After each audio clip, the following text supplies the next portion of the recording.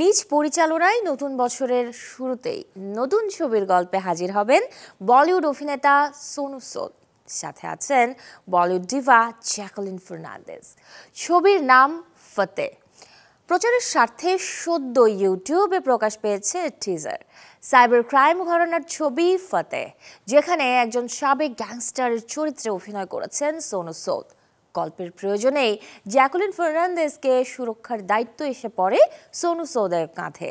এরপরই শত্রুপক্ষের আক্রমণ থেকে জ্যাকুলিনকে বাঁচাতে লড়াই করবেন সোনু। সাথে এটিও উদ্ঘাটন করবেন কেন জ্যাকুলিন ফার্নান্দেজের প্রাণ হুমকির মুখে, কেনই বা শত্রুপক্ষ বারবার আক্রমণ করছে তাকে। এমন প্রেক্ষাপটে তৈরি ফতে ছবিটি নিজেই পরিচালনা করেছেন সোনু সুদ।